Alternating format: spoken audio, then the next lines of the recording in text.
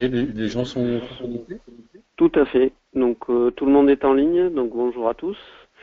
Bienvenue pour cette session de webinar donc, consacrée à Nitram ce matin. Donc je suis Pierre Fourquet, je suis en charge du marketing chez ACTN et donc de l'organisation de ces sessions. Comme pour certains d'entre vous, vous en avez déjà l'habitude. Ce matin, donc Jean-Yves Becker, qui est le directeur technique de la société Nitram, qui va nous présenter les nouveaux modèles d'onduleurs. Donc vous voyez ici à l'écran les onduleurs line interactifs, sinusoïdales, donc, et notamment la gamme PFC et aussi donc on a évoqué la gamme OLS. Donc vous allez découvrir tout ça dans quelques instants. Pour pouvoir nous poser des questions en fin de session, il suffit d'utiliser donc il y a 3 moyens possibles. Le menu questions dans les panneaux flottants de votre connexion webinar, ou alors un petit bouton tout simple qui est une main, donc vous pouvez appuyer dessus, ça lève la main et je vois que vous souhaitez avoir la parole. Donc on fera ça en fin de session pour permettre un confort pendant la présentation de Jean-Yves, ce qui va durer une petite demi-heure et ensuite on passera aux questions-réponses. Jean-Yves, écoute, je te passe la main et je te laisse démarrer la présentation. Ok, pas de problème. Donc, avant toute chose, écoutez, bonjour à tous. Donc, ce matin, nous allons parler d'une gamme d'onduleurs qui s'appelle chez nous la gamme Elite PFC LCD. Donc, c'est un onduleur interactif qui dispose d'une sortie sinusoïdale en mode normal, bien sûr, mais aussi en mode batterie. Donc cette gamme est composée de 3 produits. Donc un produit qui a une puissance de 900 VA, un autre de 1300 VA et un dernier de 1500 VA. Donc proposé en 2 formats, donc le 900 VA dans ce format-là et le 1300 et 1500 VA dans ce format qui est ici. D'un point de vue technologique, donc on va parler d'une technologie Line Interactive Sinus. Qui plus est Green Power UPS. Donc c'est une technologie avec un maximum d'économie d'énergie. Donc on va vous expliquer un petit peu comment ça fonctionne. D'un point de vue technologique, voilà comment est représenté donc le synoptique de notre onduleur. Donc l'entrée à gauche bien sûr, la sortie à droite.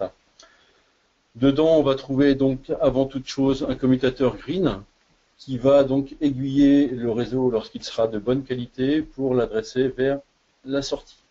Donc en fait, quand on est en mode green, on a un minimum de dissipation calorifique puisqu'on n'utilise pas le transformateur boost and buck qui lui entre en ligne de compte lorsqu'on a à augmenter ou à diminuer la tension du réseau électrique.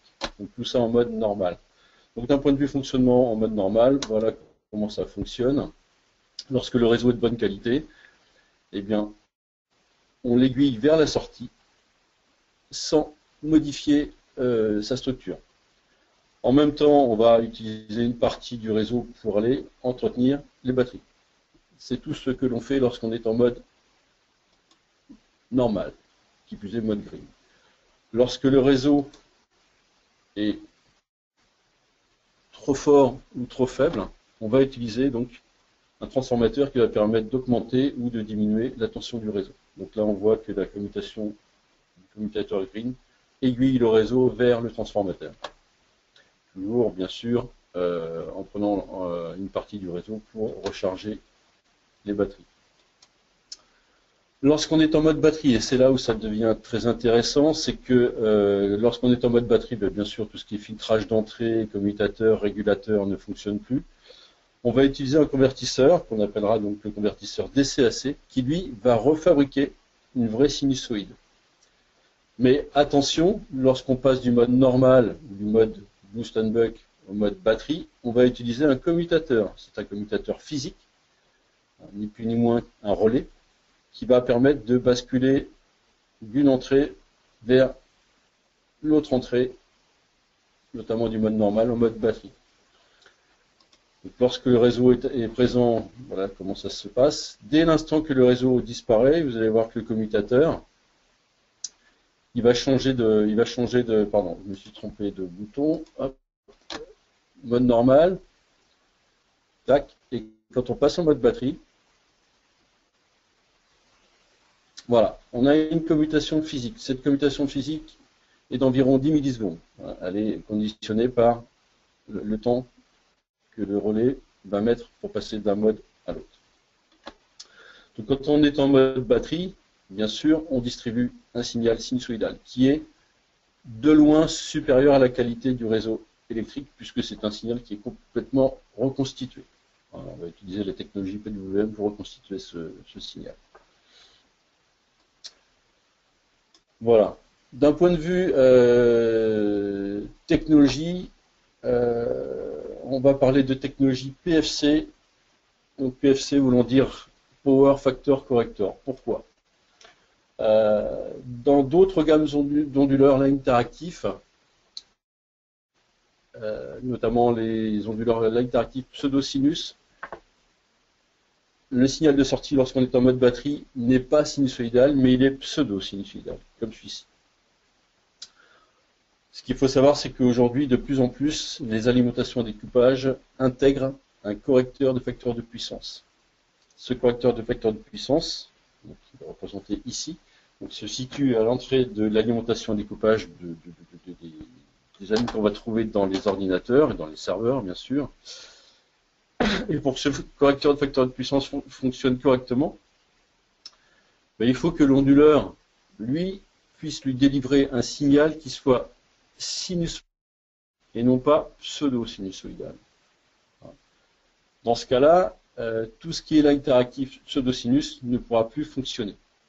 C'est pour ça que Nitram a développé un onduleur interactif, PFC, donc disposant d'un signal sinusoïdal en mode batterie. À partir de là, toutes les alimentations de découpage du marché que l'on trouve aujourd'hui vont fonctionner correctement avec ce type d'onduleur. Dans nos onduleurs Elite Pro ELCD Sinus, on va intégrer un régulateur de tension. Alors, ce n'est pas non plus un régulateur du type ferro-résonant, c'est un régulateur qui va permettre d'augmenter la tension lorsqu'elle sera trop faible en entrée ou de la diminuer quand elle sera trop importante en entrée. Voilà, donc la plage de fonctionnement en mode secteur qui va permettre au système de fonctionner entre 170 et 260 volts. Bien sûr, nos onduleurs sont équipés d'une protection parafoudre aussi bien sur la ligne électrique que sur la ligne télécom. Alors, quand on dit ligne télécom, c'est aussi le réseau. Donc télécom et tout ce qui est Ethernet. On propose deux ports de communication qui sont le port série et le port USB. En fonction de la machine que l'on va trouver en face, on va s'adapter soit en série, soit en USB. Attention, ces deux ports ne peuvent pas fonctionner simultanément. Soit on utilisera le port USB, soit on utilisera le port série, mais pas les deux en même temps. Sur cette gamme d'onduleurs, on dispose de deux petits chargeurs type USB, ce qui peut être pratique quand on a à charger une tablette, un smartphone ou autre.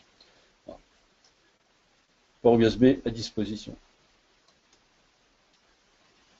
On va disposer d'un afficheur LCD sur lequel on va pouvoir récupérer des informations qui nous intéressent, notamment la tension d'entrée, la tension de sortie, le mode de fonctionnement, sous forme de picto, le taux de charge en sortie, la capacité de la batterie, la température interne, les codes d'erreur, etc.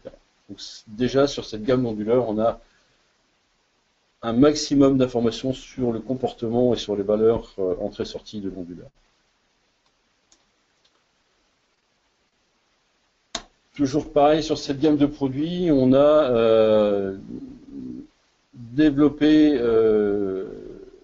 cet onduleur de façon à pouvoir donner comment dire, la possibilité à l'utilisateur de remplacer lui-même sa batterie. Donc, sous l'onduleur, on va trouver une petite trappe et il suffira de faire glisser cette trappe pour pouvoir accéder à la batterie. Donc ça, c'est un argument qui permet de montrer qu'on peut remplacer une batterie sans prendre aucun risque au niveau électrique. Bien sûr, le gros argument que l'on va mettre en avant sur ce type de produit, c'est bien sûr les prises 2 pôles plus terre. Sur chacun de ces onduleurs, vous avez à disposition 6 prises ondulées et parasurtensées au format 2 pôles plus terre. Donc, ce qui évite d'utiliser des cordons IEC. C'est vraiment de la connectique usuelle. Et pour finir, donc, un logiciel de gestion et de communication qui se nomme donc Power Panel Personal Edition. Donc, c'est un logiciel qui va permettre dans un premier temps de superviser l'onduleur, voir un petit peu son état, son pourcentage de charge au niveau de la batterie, l'autonomie restante, la consommation en sortie, et ainsi de suite. Mais aussi la possibilité d'engager des shutdowns sur la machine sur laquelle il a été installé. Donc attention, c'est une communication locale uniquement. Alors, il est hors de question de pouvoir piloter plusieurs machines à travers ce logiciel. Il existe bien sûr d'autres logiciels, notamment le logiciel Power Panel Business Edition, qui permet ce genre de shutdown. Mais avec le logiciel Power Panel Personal Edition, on ne shutdown que la machine sur laquelle le logiciel est installé. Voilà pour la gamme Elite PFC. Donc maintenant, je vais vous présenter un deuxième modèle d'onduleur qui s'appelle donc la série OLS RT2U. Le temps de la mettre. Voilà. En présentation. Donc la gamme OLS RT2U, donc RT Rack Tower, 2U, pourquoi 2U de hauteur, d'unité d'auteur. Donc la gamme OLS RT2U, c'est une gamme d'onduleurs qui se présente donc sous forme d'un produit en rack 19 pouces 2U et qui peut fournir une puissance de 1, 1,5, 2 ou 3 kVA.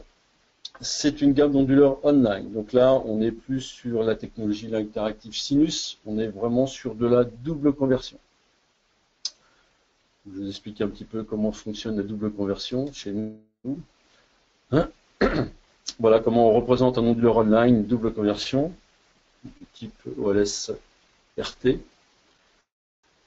L'essentiel du système tourne autour de deux convertisseurs. Un premier convertisseur qu'on va appeler le convertisseur AC/DC, qui lui va se charger de convertir le réseau en une tension continue, qu'on appellera le bus courant continu. Et un deuxième convertisseur, qu'on va appeler le convertisseur DC-AC, qui lui, à partir du bus courant continu, est chargé de refabriquer une vraie sinus. Et ça, quel que soit le mode de fonctionnement de l'onduleur. Que l'on soit en mode normal, lorsque le réseau est présent, ou lorsqu'on est en mode batterie. Voilà comment ça se comporte à l'intérieur. On prend le réseau électrique, quel qu'il soit. Donc là, on a une large plage de tension, environ 155 volts à quasiment 300 volts en entrée. Et par rapport à ça, donc, on va faire un premier redressement, une première conversion, donc AC-DC, et ensuite une conversion DC-AC pour fabriquer une vraie sinus à 50 Hz, 230 volts. En mode normal, bien sûr, on va aussi prendre une partie du réseau pour aller recharger les batteries. Lorsqu'on est en mode batterie, eh bien, le principe est quasiment le même, sauf que l'énergie ne vient plus du réseau électrique, mais vient des batteries.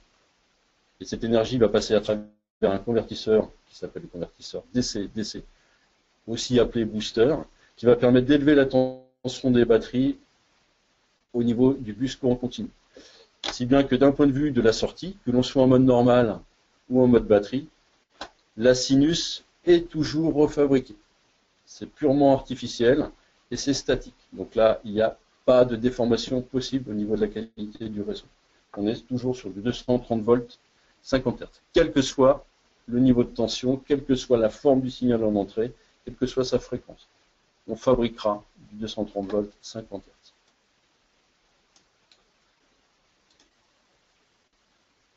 Chose importante aujourd'hui, on en a parlé précédemment, les alimentations que l'on trouve, les alimentations découpage que l'on trouve sur le marché aujourd'hui disposent d'un correcteur de facteur de puissance qui porte ce correcteur donc à 0,9 d'un point de vue facteur de puissance. Donc aujourd'hui, on est obligé, nous, fabricants d'onduleurs, de s'adapter par rapport à ces nouvelles alimentations en découpage. C'est pour ça qu'aujourd'hui, nos onduleurs disposent d'un COSFI de 0,9 en sortie. Donc aujourd'hui, un onduleur de 1000 VA fait effectivement 900 watts. Alors qu'il y a encore quelques années, les COSFI étaient plus de 0,7, voire 0,8. Maintenant, on est quasiment tous les fabricants d'onduleurs proposent des onduleurs avec des COSFI de 0,9. Bien sûr, le format, donc c'est un format qui peut être utilisé soit en rack, soit en tour, puisque l'afficheur peut pivoter. Il suffit pour ça de démonter la face avant et de faire pivoter l'onduleur, l'afficheur, pardon, il y en a pour 10 secondes. Bien sûr, sur cette onduleur, on va aussi trouver un affichage multifonction qui, d'un seul coup d'œil, permet de visualiser l'état d'onduleur, mode normal, mode batterie, régulation, et puis donc la tension, soit l'entrée, soit la sortie. Toutes ces valeurs peuvent être affichées une par une en appuyant sur les boutons, les curseurs haut et bas.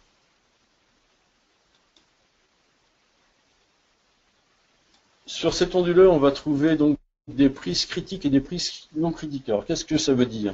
Des prises critiques, c'est des prises, bien sûr, qui sont des prises ondulées, qui ne peuvent pas être coupées par l'intermédiaire du logiciel. À l'inverse des prises, on va appeler les prises non critiques, qui, elles,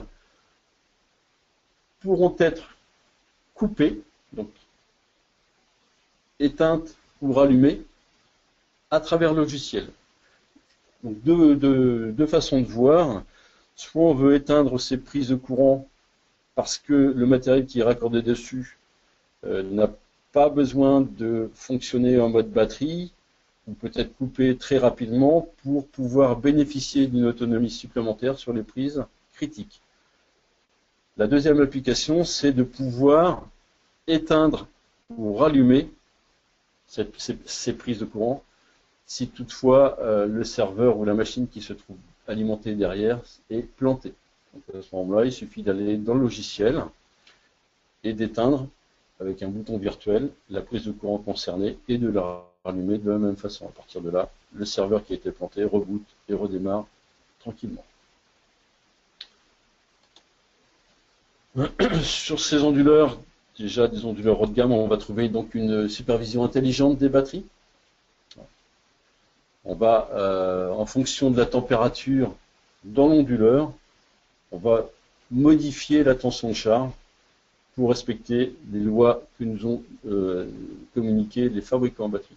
À titre d'information, une batterie au plomb ou une batterie au plomb étanche, liquide ou gélifié d'ailleurs, devra être chargée à 2,27 volts par élément, à 25 degrés. Si cette température devait évoluer dans un sens ou dans l'autre, la tension de charge des batteries est automatiquement modifiée par l'électronique qui est intégrée dans l'onduleur. Et pour ceci, on utilise une technologie qui s'appelle la technologie flyback.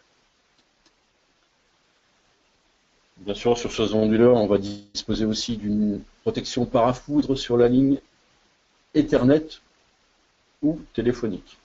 C'est le même principe. Donc on a des RJ45 qui sont ici, qui permettent de raccorder soit un câble réseau, soit une ligne téléphonique. Sur ces onduleurs haut de gamme, on va bien sûr disposer d'un slot SNMP. Et sur ce slot SNMP, dans ce slot SNMP, on va pouvoir raccorder, connecter différents types de cartes. Donc bien sûr, dans un premier temps, la carte SNMP Web, qui pour cette gamme d'onduleurs portera la référence RM-card 303. Donc c'est la carte qui va permettre de mettre l'onduleur sur le LAN. Cette carte embarque un mini-serveur web. On pourra aussi y raccorder donc des cartes contact sec, en l'occurrence la carte IO 600. Donc c'est une carte qui dispose de 4 relais permettant d'envoyer des informations sous forme de contact sec, donc des contacts sans potentiel, pour aller piloter une GTC ou des automatismes. En plus de cela, on a la possibilité de raccorder une autre carte SNMP Web qui est un peu plus élaborée, qui s'appelle la carte CS121. Même fonctionnalité que la carte RM-card 303, mais un peu plus élaborée, notamment au niveau du shutdown. Avec cette carte, on aura la possibilité de shutdowner, je dirais, la quasi-totalité des systèmes d'exploitation reconnus aujourd'hui. Que ce soit du VMware, que ce soit de l'Unix, que ce soit du Windows, on est compatible avec tous les systèmes d'exploitation. Ce qui n'est pas le cas avec la carte RM-card 303, puisqu'elle est capable de gérer des shutdowns sur du Windows, du VMware et un tout petit peu d'Unix. Et bien sûr, le prix n'est pas le même.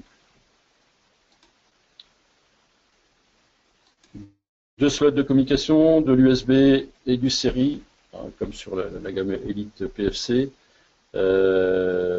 Attention, donc ces deux ports ne peuvent pas être utilisés simultanément. Alors, sinon, il y aura un conflit entre l'USB et le port série. Sur cette gamme d'onduleurs, on va disposer d'un logiciel qui est non pas le Power Panel Personal Edition, mais le Power Panel Business Edition. C'est un logiciel qui, lui, permet de faire du shutdown, bien sûr en local, ou à distance, puisque ce logiciel est divisé en 3 parties. La partie agent, qui, elle, donc s'installera sur le PC en local. La partie client, qui s'installera sur les systèmes à distance, afin de pouvoir les shutdowner. Et la troisième partie qui s'appelle le Center, qui donc lui va permettre de manager plusieurs onduleurs. On va pouvoir d'un seul coup d'œil visualiser l'état de chacun des onduleurs sur le réseau, que ce soit un réseau local ou un réseau étendu. Juste une petite parenthèse sur la carte RM-card 303. Sur cette carte, on a aussi la possibilité de raccorder ce qu'on appelle l'EnviroSensor, donc qui est un petit boîtier dans lequel on va pouvoir gérer la température et l'humidité, et de disposer de 4 contacts secs étant des entrées, donc de façon à pouvoir détecter l'ouverture d'une porte, par exemple, dans un local informatique, une détection incendie, enfin, on fait un petit peu ce que l'on veut puisqu'on dispose de 4 contacts sans potentiel. Voilà, donc juste pour finir, sur cette gamme, on dispose d'un correcteur de facteur de puissance en entrée qui est égal ou supérieur à 0,98, donc très proche de 1. Donc on peut considérer que c'est un onduleur qui permet de faire des économies au niveau de l'énergie. Ce type d'onduleur pourra aussi fonctionner en mode écho. Alors, qu'est-ce que c'est que le mode écho? C'est ni plus ni moins que le mode bypass. Dans ce mode, on ne fait aucune conversion. On prend le réseau à l'entrée et on le distribue à la sortie. S'il est de bonne qualité, bien sûr. S'il n'est plus de bonne qualité, l'onduleur repasse automatiquement en mode normal. Sur cette gamme d'onduleurs, on va disposer d'un petit bornier ici, contact sec. Et ce contact pourra avoir 2 fonctions. Donc, la fonction EPO, donc Emergency Power Off, ou Remote On-Off. Le premier, c'est un contact d'arrêt d'urgence, qui va permettre d'arrêter brutalement l'onduleur en cas de problème. Et la deuxième fonction, c'est donc le ROO, donc le Remote On-Off, qui va permettre de piloter l'onduleur à distance, c'est-à-dire pouvoir le démarrer à travers un contact sec déporté, et de la même façon pouvoir l'arrêter avec ce même contact. On utilise ça quand l'onduleur est embarqué dans un système, dans une baie qui est verrouillée, et cet accessoire va nous permettre de démarrer le système, donc l'onduleur qui lui-même va faire démarrer les serveurs à distance. Pour finir, l'extension batterie, bien sûr, sur ce type de produit, on a la possibilité d'étendre l'autonomie en rajoutant des packs batterie additionnels. Donc on peut aller jusqu'à 3 packs aujourd'hui sans modification de charge. Voilà, donc ce sont des packs batterie qui se présentent comme l'onduleur, donc format 2U, que l'on va empiler au-dessus ou en dessous de l'onduleur, dans la baie. Voilà ce que l'on peut dire sur la gamme OLS. Je vous remercie pour votre attention. Merci Jean-Yves pour ta présentation.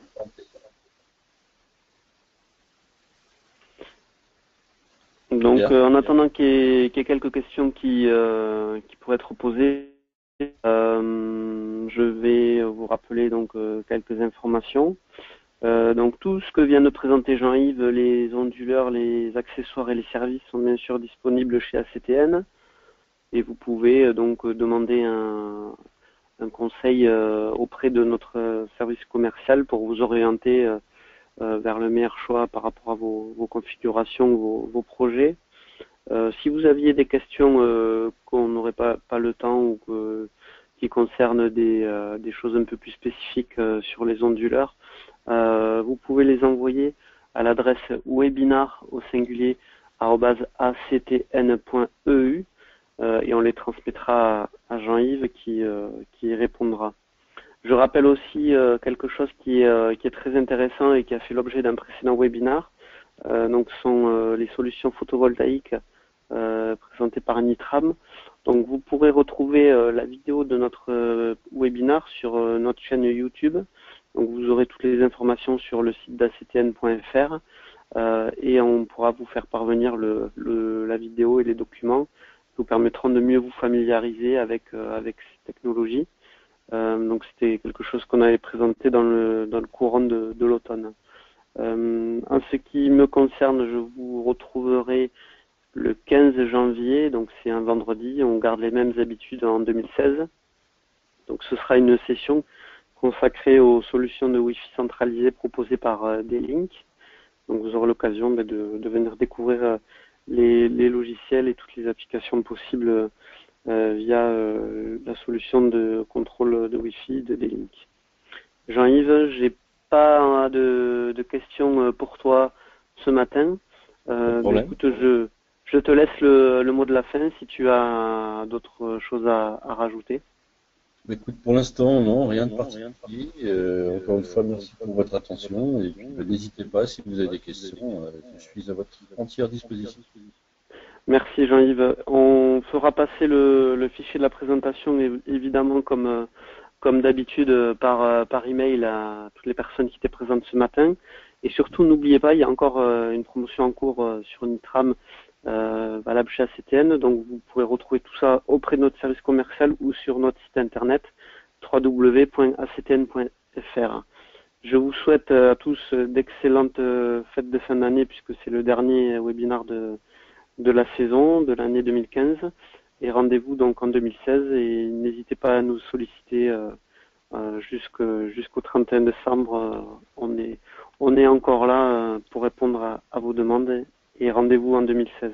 Merci Jean-Yves, bonne journée à tous. Merci, au revoir. Au revoir.